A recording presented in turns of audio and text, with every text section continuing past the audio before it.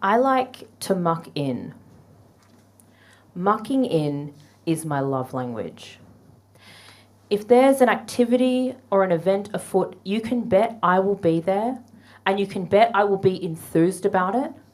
I will come to your party on time. I will stay at your party until the end.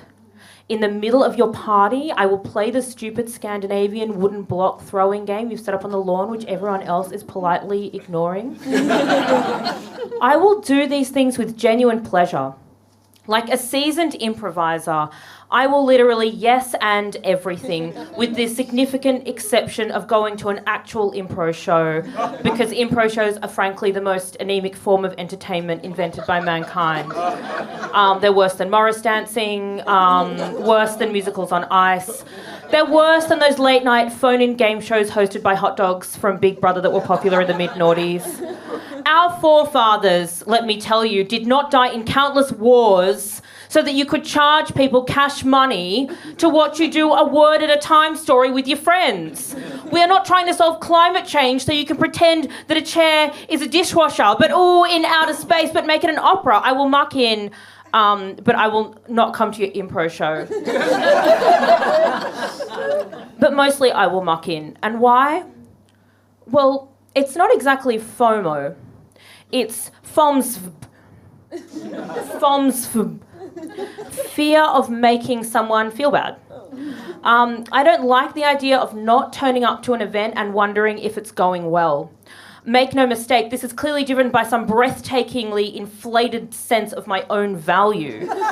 Could Sally possibly be having a good time at her birthday without me? To the Zoe-mobile!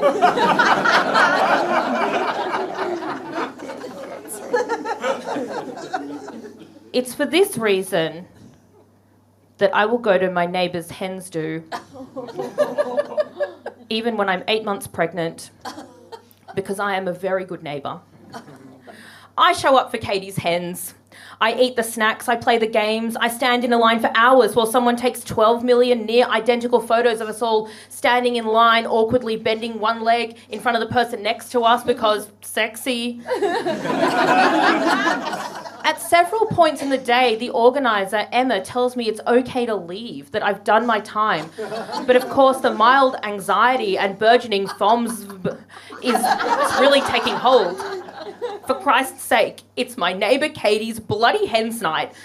Potentially the funnest night of her life. Will it be funner if Zoe sticks around? Maybe I can sit at a table and mind everyone's handbags while they do cocaine in the bathroom. A pink Hummerzine ride later, and we're at the dinner portion of the event. A man with an enormous tattoo of a woman on his chest where another man might have had, say, a shirt, shows us to a table on the street. He dumps alternate plates of pasta and steak in front of us. Each one clatters against the plastics table as it lands, as though his arms, swollen with black market anabolic steroids, are angry to be used for such a lowly purpose. Why are we serving pasta when we could be punching cement trucks? The artificially enhanced arms cry as they begrudgingly pour champagne into cloudy plastic tumblers. Who's that tattoo of? I ask, pointing to the large naked woman draping over his chest like a sash. Dunno, he says. It's not my mum. That's good, I say. I love mucking in. About 3 minutes later, when everyone's digested about a mouthful of food, we're ushered upstairs to a dimly lit place glinting with mirrored floors and ceilings connected by silver poles, which are clearly for being sexy on, but may also double as the foundational structure of the building. Two men start sexily assembling plastic chairs in a line on a dark, shiny dance floor, and we're all encouraged to take a seat if we want to be in the lap dance area, or to stand behind the row of chairs if we do not want that. And here I am, having to make the ultimate choice. I'm 8 months pregnant. Do I attempt to stand up for a strip show of an indeterminate length, or do I sit down, indicating that I want to lap dance. Shots for everyone. Emma, the organiser, comes over with a tray of dark purple shots. Yours is grape juice, she assures me, and at this point I truly wish it wasn't. Now, who here practices sobriety? Yeah, well, congratulations, but you're fucking wrong. There is only so much awkwardness the human condition can endure while stone cold sober before you literally die. And let me tell you, my friends, you may have been awkward in your life, but you have never been 8 months pregnant in the designated lap dance zone for a strip show awkward. We're assembled. A line of women standing up indicating that they do not wish to be lap danced on. And in front of them, a line of women sitting down indicating the opposite. In the middle are all the hens in their sashes and tiaras.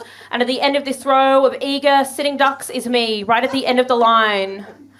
Blue lights begin to flash on the dance floor, accompanied by sirens. All right, ladies. A voice comes over the PA. Make some noise for Constable Craig. Constable Craig skips into the middle of the circle in his special police uniform. He heads straight to the middle where the hens are and looks them up and down. Now, it's a strange contract women enter into at a male strip show. We elect to pay hand over fist to not enjoy watching a man strip. Now, nobody knows why we do this. Maybe it's feminism. Maybe it's because we hate ourselves. Either way, the net result is a flaccid penis waggling in your face like the world's saddest and most under-resourced hypnotist.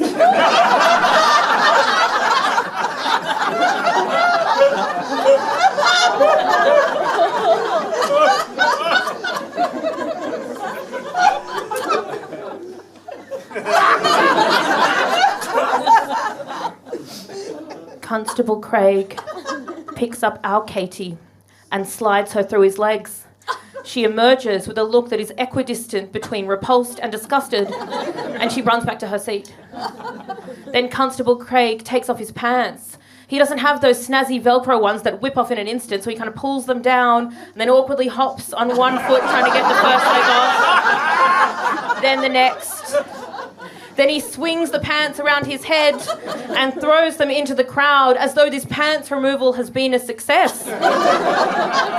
Though as his belt buckle grazes a woman's head and he mouths a sexy, sorry, I do query whether this is in fact Constable Craig's best work.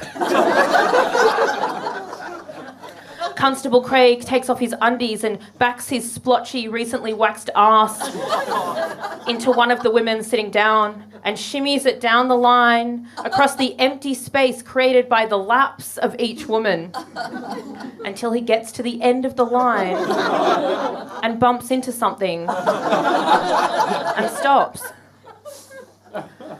I can only imagine he thinks his arse has somehow collided with a medicine ball. He spins around. He sees me and my enormous pregnant belly he has just brushed with his arse. His eyes grow wide and his face turns roughly the colour of a remembrance poppy. Thanks, I say. I don't know what to say. That was great. I continue. Why am I still talking? Poor Constable Craig. Whether it was scheduled or a spontaneous decision he made upon realising he'd just stripped for a fetus. This moment marks the end of Constable Craig's participation in the strip show, and he skips off the dance floor, presumably to scrub his arse with paint thinner for eternity. All right, ladies, comes the MC. Now make some noise for Kangaroo Kevin!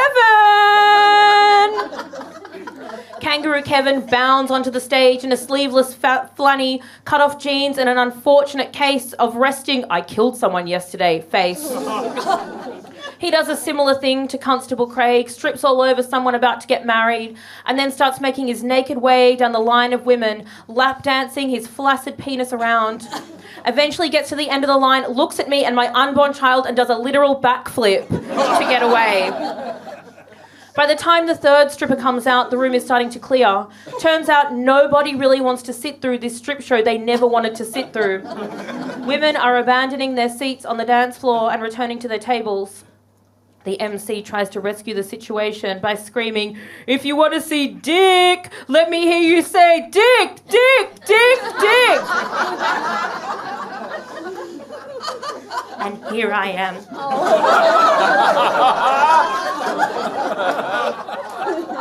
My biggest challenge. I don't want these strippers to feel bad.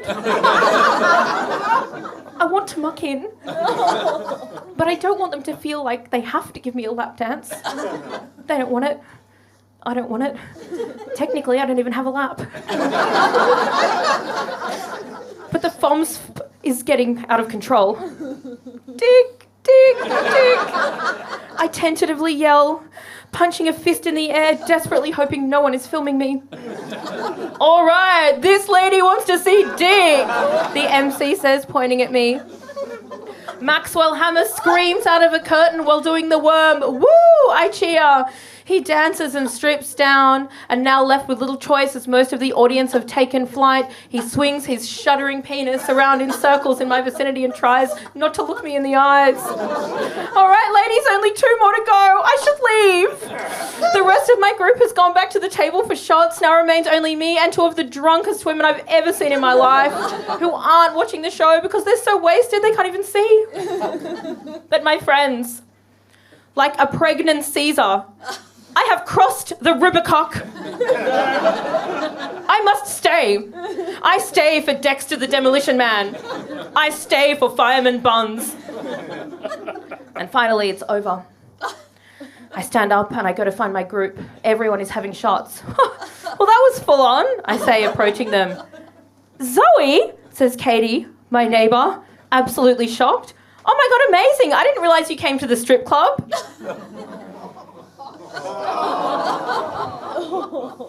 Katie never even knew I was there. I've endured 5 awkward lap dances, sober, at my neighbour's hen's night, 8 months pregnant, for literally no reason. "Yeah," I say, "I'm still here. But I think it's time for me to go now." And I leave, and the night goes on without me. Somehow. And whilst I may have been liberated from all dignity, I've also come to an important realisation. Mucking in is for idiots, and strip shows are horrible. They degrade everyone involved and probably make a fortune for criminals. But even so, I would endure 1,000 more strippers while pregnant before I will go to your improv show.